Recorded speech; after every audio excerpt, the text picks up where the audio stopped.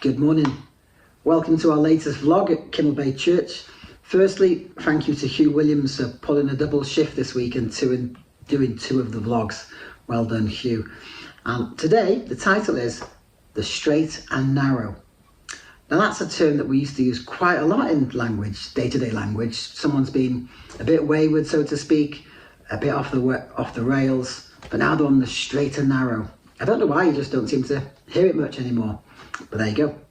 So today's verse is taken from that title, or the title's taken from the verse, and it's in Matthew 7, verse 13.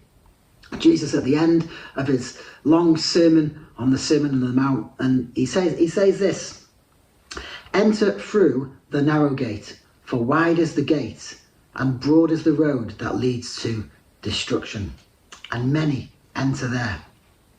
But small is the gate, and narrow is the road that leads to life, and only a few find it." So these verses, they give us two pictures. There's a picture of a wide road and a wide gate where everyone's going down it, and there's a picture of a narrow road and a narrow gate where there's no one going down it. And it just made me think it's a bit like society in general, isn't it?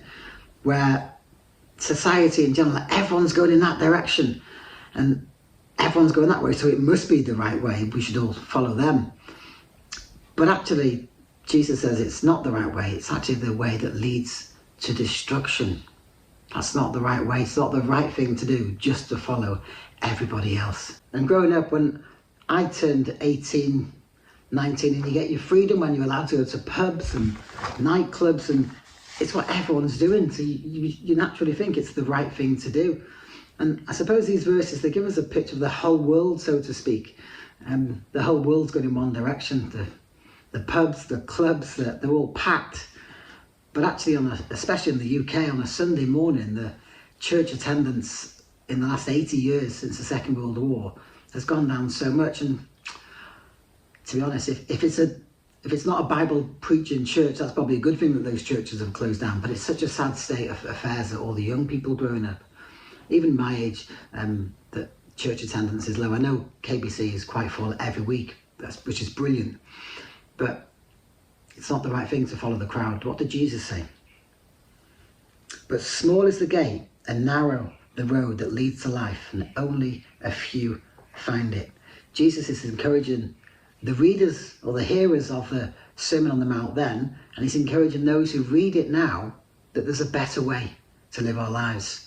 Not to follow the crowds, not to do everything that everybody else does, but to follow his way, to follow his teaching, and to follow him. And being given a choice between two roads with two gates at the end, it poses a question.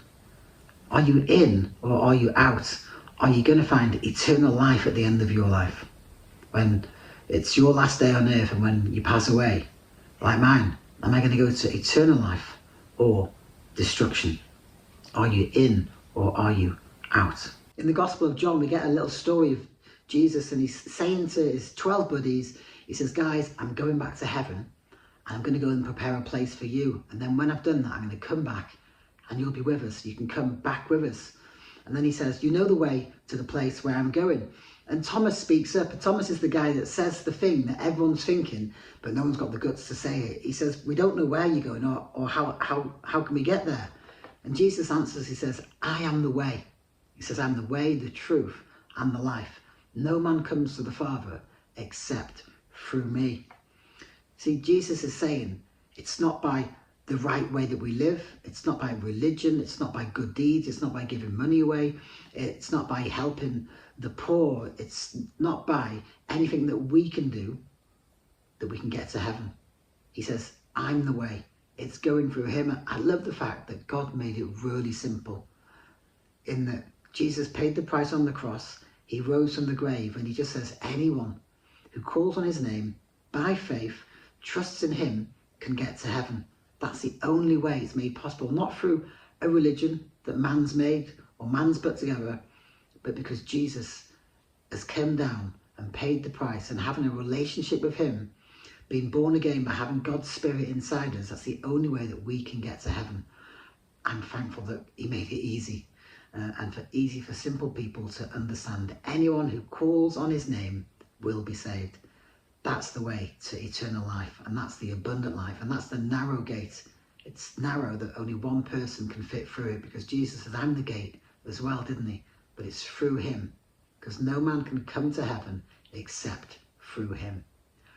Have a great day, everybody. See you all soon. Enjoy the sunshine.